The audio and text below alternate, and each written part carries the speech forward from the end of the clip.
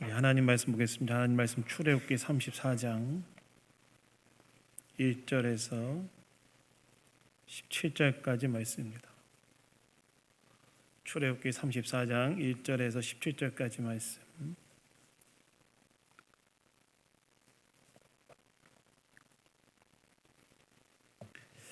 찾았으면 저와 교독하도록 하겠습니다. 여호와께서 모세에게 이르시되 너는 돌판두를 처음과 같이 다듬어 만들라. 네가 깨뜨린 처음판에 있던 말을 내가 그 판에 쓰리니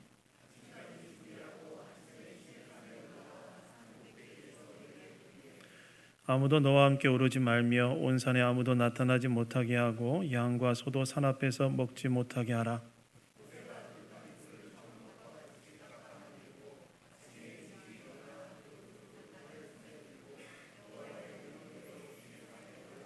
여호와께서 구름 가운데 강림하사 그와 함께 거기 서서 여호와의 이름을 선포하실세.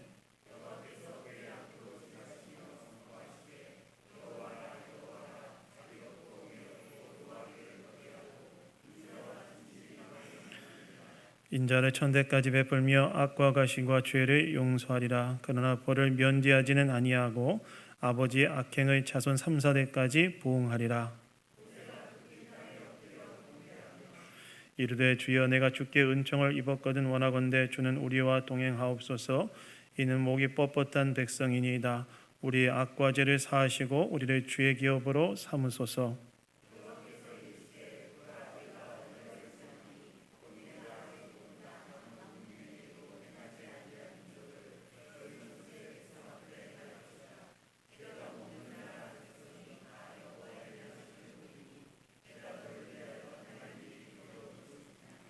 너는 내가 오늘 내게 명령하는 것을 삼가 지키라. 보라 내가 내 앞에서 아모리 사람과 가나안 사람과 헷 사람과 브릿 사람과 히윗 사람과 여부스 사람을 쫓아내리니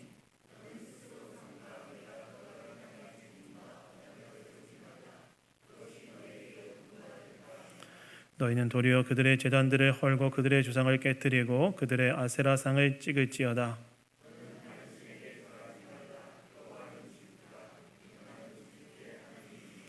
너는 삼가 그 땅의 주민과 언약을 세우지 말지니 이는 그들이 모든 신을 음란하게 섬기며 그들의 신들에게 제물을 드리고 너를 청하면 내가 그 제물을 먹을까 함이며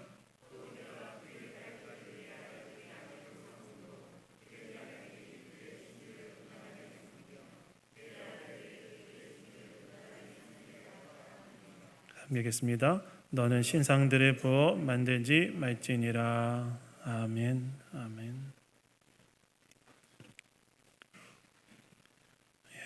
두 번째 돌판에 담겨진 하나님 사랑이란 제목으로 하나님 말씀 나누기 원합니다. 여러분, 우리를 향한 하나님의 사랑은 어떤 사랑일까요? 늘 우리는 우리를 향한 하나님에 대한 사랑이 어떤 사랑인가 이런 질문을 하게 되는데 오늘 이 본문은 하나님께서 이스라엘 백성의 금송아지 숭배로 인해 파기된 언약을 새롭게 재수립하시는 내용이 기록되어 있는 본문인데 오늘 말씀을 통해서 우리를 향한 하나님의 사랑이 어떤 사랑인지 우리가 이 주일 아침에 몇 가지를 생각해 보기 원합니다. 여러분 오늘 본문 1절과 2절에 보시면 이렇게 나오지요. 여호와께서 모세에게 이르시되 너는 돌판두를 처음과 것과 같이 다듬어 만들라. 네가 깨뜨린 처음판에 있던 말을 네가 그 판에 쓰리니 아침까지 준비하고 아침에 시내산에 올라와 산 꼭대기에서 내게 보이라 라고 나와 있습니다. 하나님께서 모세에게 돌판두를 처음과 같이 다듬어서 내일 아침에 그거 들고 시내산에 올라와라 라고 명령하셨다는 거예요. 여러분 여기서 돌판두는 하나님께서 이스라엘 백성들과 언약을 맺을 때 주셨던 언약법, 즉 십계명에 기록된 두 돌판을 말하는데요. 이것을 다시 쓰기 위해 하나님께서 모세에게 그 돌판 둘을 다듬어서 내일 아침 일찍 시내산으로 올라오라고 명령하셨다는 거예요. 다시 내가 그 십계명을 기록해 줄 테니까 돌판 둘을 다듬어서 내일 아침에 일찍이 시내산으로 올라와라 라고 하나님께서 모세에게 명령하셨다는 것입니다. 그렇다면 처음 두 돌판은 어떻게 됐느냐? 여러분이 잘 아시는 것처럼 처음 두 돌판은 이스라엘 백성이 금송아지를 숭배하고 있을 때 이 모습을 본 모세가 분노하여 그것을 우상 숭배 현장에 던져버려 깨뜨리죠.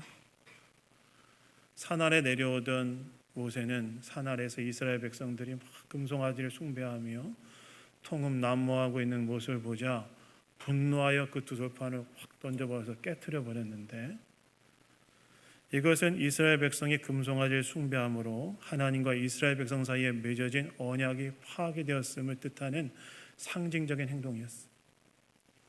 너희가 이렇게 금송아지 숭배하는 거, 이거 하나님과 언약 맺을 때 너희가 지키겠다고 한 언약을 깨뜨려 버린 것이라는 의미로 그는 증거판 둘을 우상 숭배 현장에 던져버림을 통하여 그 언약이 파괴되었음을 보여주었다는 거예요.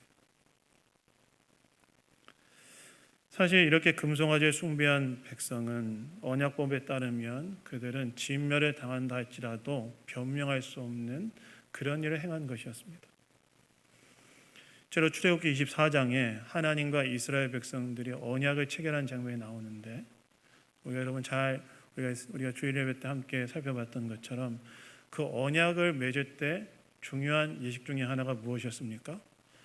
제물로 드렸던 소의 피를 담아서 반은 어떻게 하죠?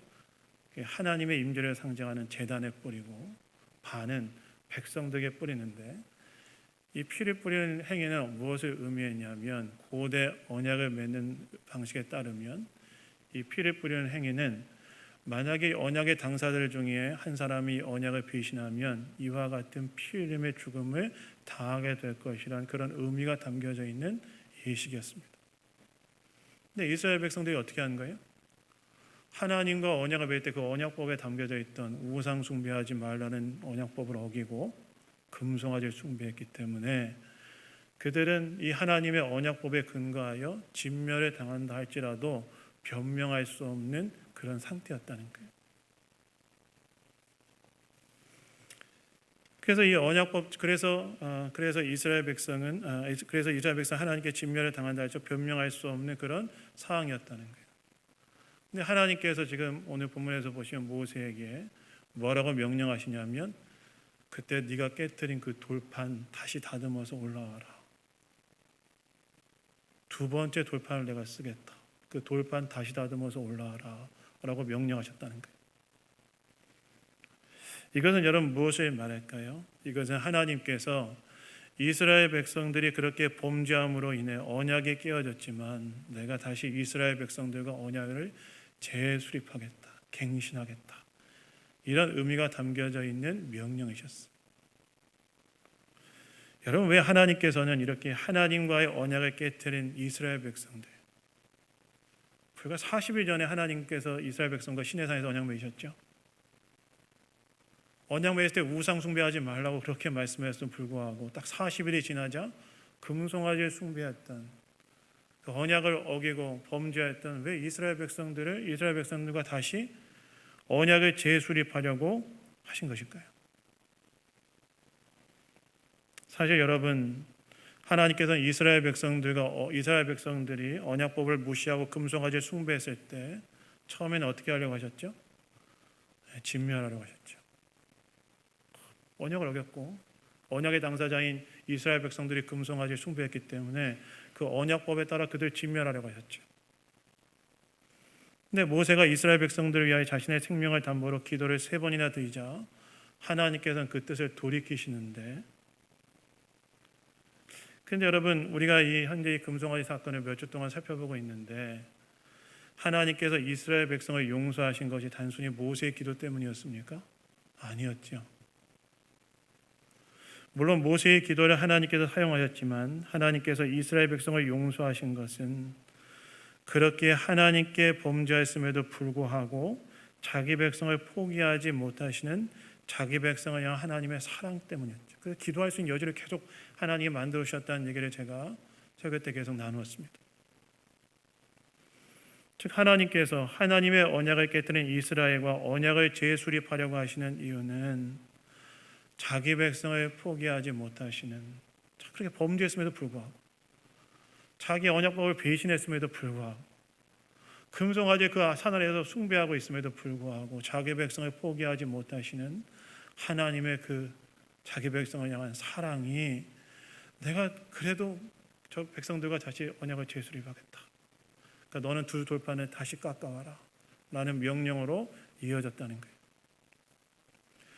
실제로 오늘 본문에서도 보시면 모세가 산에 올라가자 하나님께서 구름 가운데 강림하셔서 여호와의 이름, 즉 그분의 성품과 속성이 무엇인지에 대해 말씀해 주시는데, 하나님께서 자신이 어떤 분이시라고 말씀하십니까? 우리 6절 한번 다 같이 한번 우리 읽어보도록 하겠습니다. 읽겠습니다. 시작. 여호와께서 그의 앞으로 지나시며 선포하시되 여호와라 여호와라 자비롭고 은혜롭고 노하기를 더디하고 인자와 진실이 많은 하나님이라. 이스라엘 백성들과 언약을 새롭게 체결하시면서 하나님께서 자신이 어떤 분이신지를 계시하시는데, 어떤 분이라고 말씀하시는 거예요? 자비롭고 은혜롭고 노하기를 더디하고 인자와 진실이 많은 하나님이다. 금송아지 숭배한 이스라엘 백성들을 용서하시면서 그들과 다시 언약을 새롭게 체결하시는데, 그때 하나님께서 자신을 누구라고 계시하냐면 자비롭고 은혜로운 하나님이다, 이렇게 말씀하셨다는 거예요. 여러분, 여기서 이 자비란 단어는요, 히브리어로 라훔이란 단어인데, 이것은 어머니의 자궁을 뜻하는 라함에서 출발한 단어예요. 즉 자비란 것은 마치 어머니가 뱃속에 있는 아기를 대하는 그런 감정이 바로 자비란 뜻이라는 거예요. 자기 뱃속에 있는 태아, 그 태아를 대하는 엄마의 마음을 뜻하는 단어가 자비라는 거예요. 뱃속에 있는 아기를 대하는 엄마의 마음, 얼마나 애틋하고 애끓겠습니까? 근데 하나님이 그런 분이시라는 거예요. 나 그런 하나님이다.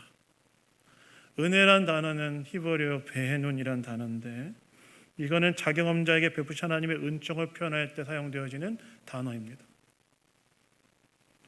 즉 하나님께서는 자신에 대해 범죄한 이스라엘 백성들과 다시 언약을 체결하실 때 자신을 누구로 드러내시는 거예요? 마치 어머니가 뱃속에 있는 자기 자식을 대하듯 그런 애끓는 사랑으로 자기 백성을 대하시는 하나님. 나는 누구냐? 나의 백성이 심지어 나에게 범죄했음에도 불구하고 그런 내 백성을 포기하지 못하는, 마치 어머니가 자기 자식을 대하는 것 같은 그런 애끓는 사랑으로 대하는 그런 분이, 그런 자가 바로 나다. 난 자비롭고 은혜로운 하나님이다. 이렇게 하나님께서 자기를 계시하셨다는 거예요. 여러분, 어머니에게 자식은 어떤 존재입니까? 여러분 여기 다 거의 부모님이 어머니로 계신 분들 계실 텐데요. 어머니에게 자식들은 어떤 존재입니까? 제가 전에 어떤 뇌과학자의 강연 하나 들은 적이 있었는데요. 참 재밌더라고요. 그 사람이 뭐라고 이야기하냐면 엄마들은 자식을 나처럼 생각한다고 하더라고요. 나. 그래서 그 뇌과학자가 뭐라고 이야기하냐면 사람이 자기 자신에 대해 생각할 때 뇌에서 활성화되는 그 영역이 있다는 거예요. 그걸 뭐라고 이야기하냐면 뇌의 뇌측전 전두엽이라고 얘기하는데, 그게 딱 나를 생각할 때 활성화된대요. 타인을 생각할 때 활성화되는 뇌의 영역이 다른데, 그건 뭐라고 이야기하냐면 등축전 전두엽이 활성화되는데, 놀랍게도 엄마들이 자기 자식을 탁 연상할 때 어떤 뇌가 활성화되냐면 타인을 생각할 때 하는 뇌가 활성화되는 게 아니라 자기를 생각할 때 활성화되는 그 뇌가 활성화된다는 거예요. 그러니까 엄마들은 자식들을 누구처럼 생각한다는 거예요? 자기처럼 생각한다는 거예요. 제가 전에 수원에 살 때 저희 첫째랑 이렇게 막 이제 아들이니까 몸싸움하면서 놀다가 막 덤벼들길래 살짝 밀었는데, 제가 살짝 밀었지만 걔는 엄청 세게 밀린 것 같겠죠. 그래서 살짝 밀었는데 그때 마침 저 방 구석에 버리려고 이렇게 화장품 그 의자, 화장대 의자 다리 이렇게 하나가 대각선으로 잘린 그걸 뒤집어 놓은 게 있었는데 그로 걔가 밀려갔어요. 그래서 그쪽으로 걔가 넘어지더라고요. 그러면서 악하는 소리와 함께 한쪽 눈을 가리고 이렇게 비명을 지르고 있는데, 너무 걱정돼서 달려가 보니까 여기서 피가 나오고 있더라고요. 그래서 전 처음에는 눈이 찔렸나 싶더라고요. 근데 눈이 찔렸다는 생각이 들고 이거 어떻게 해야 되나 여기 있는데, 그때 제 아내가 보였던 반응이 저는 아직도 인상 깊어요. 때 제 아내가 어떻게 하냐면 저는 빨리 얘를 데리고 이제 병원에 이제 가야겠다 이런 마음이 되게 강한 상태였는데 제 아내는 일단 애를 붙들고 마치 자기가 그런 상황을 당한 것처럼 울고 있더라고요. 확 울더라고요. 그래서 제가 나중에 그 상황을 종종 그 장면이 떠오르는데 그 장면이 떠오를 때면 제가 어떤 생각하냐면 나중에 내가 죽어도 이렇게 울어줄까? 나중에 내가 죽어도 이 사람이 나를 위해서 이렇게 울어줄까 이런 생각이 들 때가 있는데 그 장면이 떠올라요. 어쨌든 걔 데리고 가서 병원 가가지고 다행히 눈이 찢어진 게 눈 위가 살짝 찢어져가지고 피가 났던 거에서 잘 해결됐는데 그런 그 장면이 가끔 생각나요. 그러니까 자기가 마치 그런 고통을 당한 것처럼 애를 끌어안고 울던 그 장면이 생각이 나는 거예요. 근데 하나님께서 우리를 대하실 때 어떻게 대하시냐? 나는 하나님이 자기를 뭐라고 대하시는 거예요? 나는 자비로운 하나님이다. 마치 엄마들이 자식들을 생각하는 것처럼 자식들을 사랑하는 그 어머니의 애끓는 마음으로 자기 백성을 사랑하는 그 하나님이 바로 나다. 난 자비롭고 은혜로운 하나님이다. 이렇게 말씀하셨다는 거예요. 비록 금송아지 숭배란 끔찍한 죄를 범하였고 하나님과의 언약을 배신하였지만 그럼에도 불구하고 자기 백성을 포기하지 못하시는 그러한 자비와 은혜가 충만하신 마치 어머니가 자기 자식을 대하는 것처럼 애끓는 사랑으로 자기 백성을 사랑하는 그런 존재가 바로 나다. 난 자비롭고 은혜롭고 노하기를 더디하고 인자와 성실 다 같은 의미입니다. 인자와 성실이 많은 하나님이다. 이렇게 표현하셨다는 거예요. 7절에 등장하는 말씀도 얼핏 보면 인과응보의 논리로 말씀하신 것처럼 보이지만 사실 이것도 하나님의 은혜와 자비가 얼마나 큰지를 보여주는 구절이에요.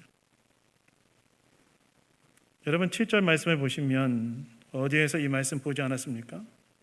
7절 말씀 보면 어디에서 보신 것 같으세요? 그 하나님께서 십계명을 주실 때 두 번째 계명인 우상 숭배 계명에 따라왔던 경고와 축복의 내용과 비슷하죠. 그래서 20장 5절과 6절에 보시면 이렇게 나오는데 우리 한번 PPT 한번 띄워주시죠. 20장 5절 6절 출애굽기 띄워주시죠. 우리 한번 읽도록 하겠습니다. 읽겠습니다. 시작. 그것들에게 절하지 말며 그것들을 섬기지 말라. 나 여호와 너희 하나님은 질투하는 하나님인즉 나를 미워하는 자의 죄를 갚되 아비로부터 아들에게로 3, 4대까지 이르게 하거니와 나를 사랑하고 내 계명을 지키는 자에게는 1000대까지 은혜를 베푸느니라. 오늘 부분의 7절과 이 말씀이 굉장히 비슷해 보이는데 차이가 있어요, 여러분. 저도 이 말씀을 묵상하고 연구하면서 제가 몇 가지 중요한 통찰들을 얻게 됐는데 첫 번째는 뭐냐? 징벌과 축복의 순서가 달라져요. 십계명에서는 징벌이 먼저 나오고 축복이 나오고 여기서는 축복이 먼저 나오고 그 다음에 징벌이 나옵니다. 그리고 십계명에서는 계명을 지키는 자만이 하나님의 자비를 입는 것으로 한정되어 나와 있는 반면에 오늘 이 구절에서는 계명을 지키는 자만이 자비를 입는다는 말씀이 나오지 않아요. 이것은 무엇을 말합니까? 하나님께서 자기 백성이 말씀에 불순종했음에도 불구하고 자기 백성에 대한 자비를 내 백성에 대한 내 자비를 철회하지 않겠다. 그렇게 내가 그들을 사랑한다. 그런 의미가 담겨져 있는 말씀이었다는 거예요. 즉 7절의 말씀도 인과응보의 말씀처럼 보이지만 사실은 자기 백성은 하나님의 사랑이 반영된 말씀이었다는 거예요. 그래서 저명한 신학자였던 로버트 모볼리라는 신학자는 이 7절의 말씀을 이렇게 얘기하는데 이스라엘 백성을 향한 하나님의 자비는 그들이 하나님께 올바른 방식으로 반응하느냐 반응하지 않느냐와 상관없음을 의미한다. 이스라엘 백성들이 불순종할 때도 이스라엘은 여전히 하나님의 선하심의 수령자임을 보여준다라고 이야기합니다. 즉 하나님은 어떤 분이시라는 거예요? 비록 이스라엘 백성들이 하나님과의 언약법을 무시하고 금송아지를 숭배하여 언약을 깨뜨림으로 마땅히 심판이 받아야 할 사람들이었지만 그럼에도 불구하고 그들에 대한 자비와 은혜를 철회하지 않으시고 그들의 사랑으로 다시 관계를 회복시키는 분이 바로 하나님이시라는 거예요. 물론 이 말이 백성들이 하나님 말씀에 순종할 필요가 없다는 말은 아니에요. 그러나 하나님께서는 그럼에도 불구하고 자기 백성을 사랑하시는 그분이 바로 하나님이시라는 거예요. 여러분, 여기에서 우리는 우리를 향한 하나님의 사랑이 어떤 사랑인지에 대해 한 가지 얻게 된 교훈이 있죠. 저와 여러분을 향한 하나님의 사랑은 어떤 사랑이냐? 저와 여러분을 향한 하나님의 사랑은 우리가 어떤 상황에 놓여있다 할지라도 심지어 우리가 범죄하였음에도 불구하고 우리를 포기하지 않는 사랑이 하나님의 사랑이라는 거예요. 저와 여러분을 향한 하나님의 사랑은 어떤 사랑이냐? 저와 여러분이 어떤 상황에 놓여있든지 그거와 상관없이 심지어 범죄하였음에도 불구하고 우리를 포기하지 않는 사랑이 바로 하나님의 사랑이라는 거예요. 여러분, 하나님께서 저와 여러분을 사랑하셔서 무엇까지 하셨습니까? 하나님께서 저와 여러분을 사랑하셔서 무엇까지 하셨냐면 저와 여러분의 죄로 인하여 마땅히 심판을 받아야 될 상황이 있었지만 저와 여러분을 구원하기 위하여 하나님의 아들 예수 그리스도를 이 땅 가운데 보내시고 예수 그리스도를 십자가에 내어주심을 통하여 저 여러분의 죄를 그리스도께서 십자가에 대신 지고 돌아가게 하심으로 저는 구원받게 하신 구원의 길을 열어놓으시는 것을 우리에 대한 사랑을 보이지 않으셨습니까? 그리고 거기에서 끝나는 것이 아니라 하나님께서 어떻게 하셨습니까? 우리 인생의 어느 시점에 우리 인생 가운데 찾아오시고 예수 십자가의 대속의 죽음을 알게 하시고 예수를 믿음으로 구원받고 하나님의 자녀가 되게 하시는 그런 은혜를 우리 가운데 베풀어 주지 않으셨습니까? 하나님의 사랑은 우리 인생의 죄로 인한 심판으로부터 구원해내시고 자녀 삼으시는 그런 사랑으로 드러나셨다는 거예요. 이 말은 무슨 말입니까? 내가 예수를 믿고 있다면 그것이 바로 나를 향한 하나님의 사랑의 분명한 증거라는 거예요. 저와 여러분이 예수 그리스도를 믿고 있다면 그것이 바로 하나님이 저와 여러분을 사랑하신다는 가장 분명한 증거라는 거예요. 하나님이 나를 사랑하시는가? 하나님이 나를 사랑하신다는 가장 분명한 증거는 저와 여러분이 예수 그리스도를 믿고 있다면 그 예수 그리스도를 믿도록 하게 하기 위해서 십자가의 아들을 내어주시고 저와 여러분의 인생 가운데 찾아오도 그 예수 그리스도를 믿게 하셨기 때문에 예수 그리스도를 믿고 있다면 그것이 바로 하나님이 저와 여러분을 사랑하신다는 가장 분명한 증거라는 거예요. 그래서 이렇게 우리를 하나님이 사랑하셨다면 우리는 무엇을 확신할 수 있습니까? 그렇게 저와 여러분이 죄악된 길을 갈 때에도 아들을 주시기까지 사랑하셨다면 나의 인생에 어떤 상황이 있다 할지라도 나를 향한 그분의 사랑이 결국 철회되지 않는다는 사실을 확신할 수 있지 않겠습니까? 하나님이 저와 여러분의 죄를 위하여 아들을 십자가에 내어주기까지 사랑하셨다면 그렇게 구원해내셨다면 저와 여러분이 직면한 어떤 인생의 상황 속에서도 그 사랑을 철회하지 않으신다. 이것에 대해서 우리가 확신할 수 있지 않겠냐는 거예요. 즉 하나님의 사랑은 어떤 사랑이라는 거예요? 어떤 순간에도 저와 여러분을 포기하지 않는 사랑. 하나님의 사랑은 어떤 사랑? 저와 여러분이 어떤 상황이 있다 할지라도 저를 포기하지 않으시는 사랑. 그것이 바로 하나님의 사랑이에요. 심지어 죄를 범하고 있을 때에도 아들을 내어주기까지 사랑하셨다면 저와 여러분의 하나님의 사랑은 어떤 상황에 놓였다 할지라도 우리를 포기하지 않으시는 사랑. 그것이 바로 저와 여러분의 하나님의 사랑이라는 거예요. 사실 여러분, 우리의 소망의 이유는 어디에 있습니까? 저와 여러분의 인생의 소망의 이유는 어디에 있습니까? 우리의 인생의 소망이 있는 이유는 저는 우리 자신을 찾지 못한다고 생각해요. 저와 여러분의 인생의 소망은 저와 여러분을 찾지 못한다고 생각해요. 왜 그렇습니까? 사실 저와 여러분은 얼마나 연약하고 부족하며 우리의 심령과 생각과 마음은 얼마나 쉽게 부패합니까? 예수 믿고 구원받았지만 저와 여러분의 생각과 마음과 심령은 얼마나 쉽게 부패합니까? 신대원 다닐 때 인간론 가르치는 교수님, 진짜 그분 총신의 성자라고 불렸던 분이었는데 참 아주 경건한 분이셨어요. 근데 그분이 인간론 수업 때 하셨던 말씀이 계속 목회하는 내내 제 마음을 울리는데 그분이 뭐라고 말씀하냐면 목양에 대해서 얘기하시는데 목양에 대해서 뭐라고 얘기하셨냐면 목양은 사람이 다른 사람을 인도할 수 없을 정도로 부패했다는 사실을 아는데도 출발한다 이렇게 얘기하시더라고요. 저는 이렇게 부르짖고 얘기했지만 그분은 조용히 얘기하셨는데 목양은 뭐냐? 인간이 다른 누군가를 인도할 수 없을 만큼 깊이 부패했다는 사실을 아는 데서 출발한다. 목회도 자기 자신이 하나님 앞에 얼마나 부패한 존재인지를 깊이 아는 데서 출발하는 것이다. 그래서 제가 목회하면서 알겠어요. 인간이 얼마나 연약하고 부족합니까? 저 여러분의 생각과 마음을 얼마나 쉽게 부패해 줄 수 있습니까? 그런데 저와 여러분의 인생이 소망이 있는 이유는 무엇이냐? 저와 여러분의 인생이 소망이 있는 이유는 무엇이냐면 그럼에도 불구하고 그런 저와 여러분을 포기하지 않으시고 역사하시는 하나님의 사랑, 아들 예수를 주시기까지 우리를 사랑하신 그 하나님의 한결같은 사랑이 저와 여러분의 인생 가운데 부어지고 있기 때문에 저와 여러분의 인생의 어떤 순간에도 소망을 품고 살고 있는 거 아니겠습니까? 사실 우리가 살아가다 보면 인생의 여러 가지 어려움 앞에 낙심될 때 있죠.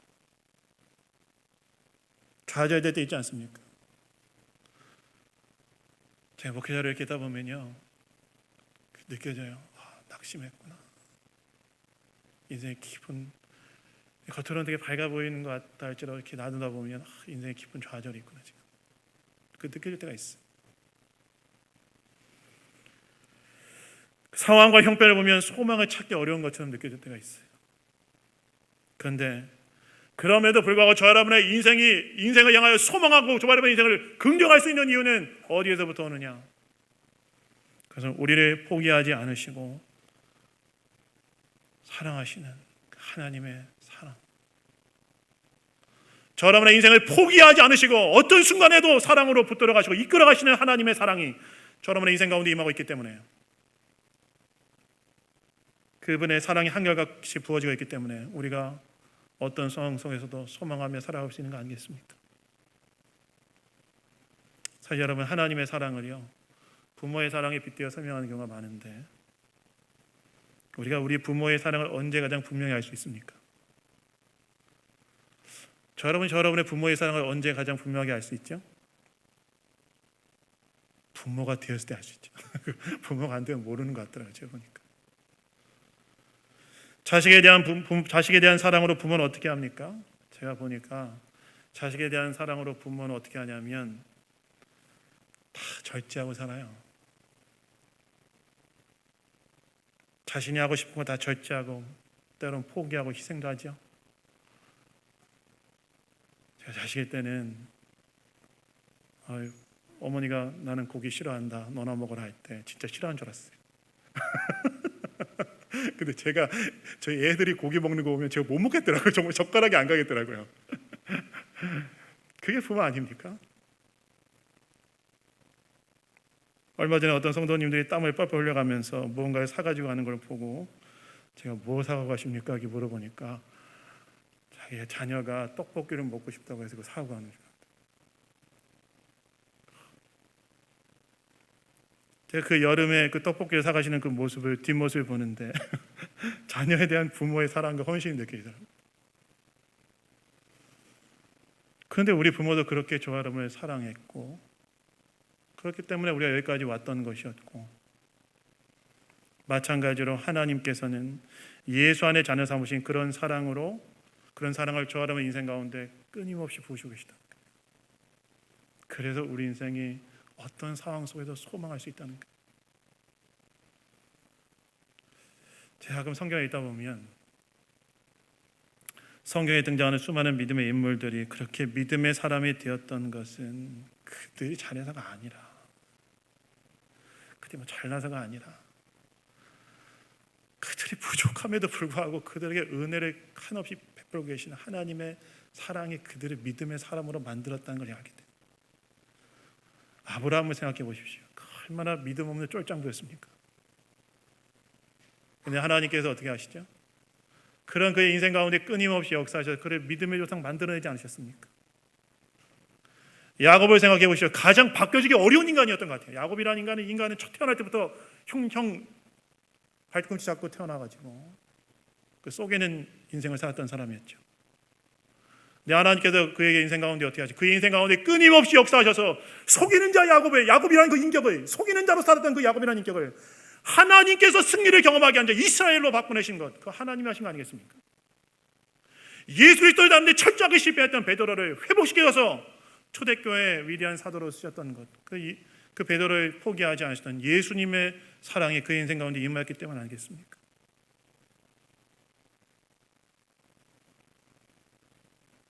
즉 우리를 향한 하나님의 사랑은 어떤 사랑이라는 거예요? 어떤 순간에도 포기하지 않으시는 사랑. 그러니까 그 포기하지 않은 사랑이 우리 심령 가운데, 우리 삶 가운데 임하고 있다는 걸 아니까 그 나중에는 그 주님께 헌신할 수밖에 없는 거예요. 저 여러분의 인생을 향해 포기하지 않으시는 주님의 사랑을 우리가 알게 그 아는 것의 깊이가 깊어짐일수록 주님께 헌신하지 않을 수 없는 거예요.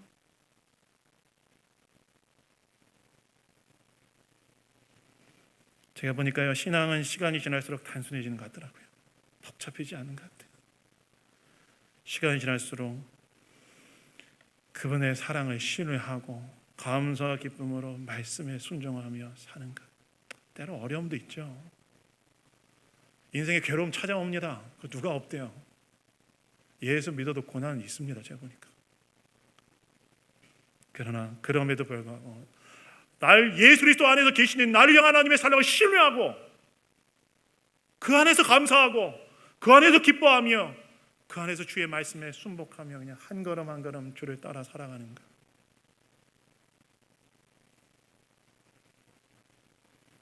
그것이 바로 신자의 삶인 것 같아요. 그래서 여러분, 늘 포기하지 않으시는 그 하나님의 사랑. 저 여러분의 인생이 때로 어긋나갈 때도, 때로 넘어져 있을 때도, 무너져 있을 때도 포기하지 않으시는 그 하나님의 사랑. 금송아지 숭배했음에도 불구하고 그들을 포기하지 못하는 하나님의 이끌는 사랑. 그들과의 언약을 재수립하기 위하여 모세에게 두 돌판을 가지고 올라오라고 하시면서 나는 은혜롭고 자비로운 하나님이다. 나는 마치 어머니가 그 뱃속에 있는 태아를 사랑한 것처럼 애끓는 사랑으로 내 백성을 사랑하는 그 나라는, 그렇게 말씀하시는 주님의 포기하지 않은 사랑이 저 여러분의 삶 가운데 임하고 있다는 사실을 기억하시고 그 사랑을 신뢰하시는 이 자리에는 모든 교도다 되시기를 예수님 이름으로 축원합니다. 축원합니다. 그 아무리 덥더라도 이제 입추 지나는데 아멘은 크게 합시다 우리. 그래 말씀의 순종에 대한 요구도요. 그 하나님 우리를 향한 사랑의 표현이라고 믿어야 돼요. 오늘 본문에서도 보시면 하나님께서 언약을 재수립하시면서 가나안 땅에 들어가면 우상을 다 제거해라 이렇게 말씀하셨어요. 여러분 왜 우상 제거하라고 했을까요? 우상 제거를 왜 그랬을까요? 금송아지 숭배하는 이 과정이 처리되는 과정을 통해서 이스라엘 백성들 알았을 거예요. 뭘 알았을까요? 그 금송아지 우상이 아무런 능력이 없다는 걸 알았을 거예요. 모세가 그거 어떻게 합니까? 모세가 내려와서 그걸 다 불살아버리고 그걸 완전히 가루로 부숴서 가루로 만들어버리는데 그 금송아지 우상은 아무런 힘을 발휘하지 못해요.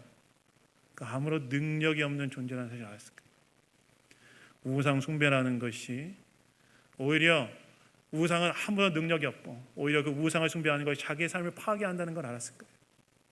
근데 여러분 하나님은 어떤 분이셨죠?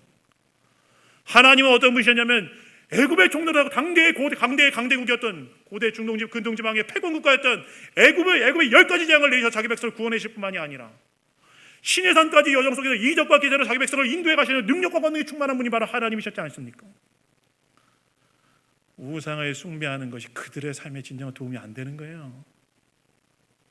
오히려 그들의 삶을 파괴하는 거예요.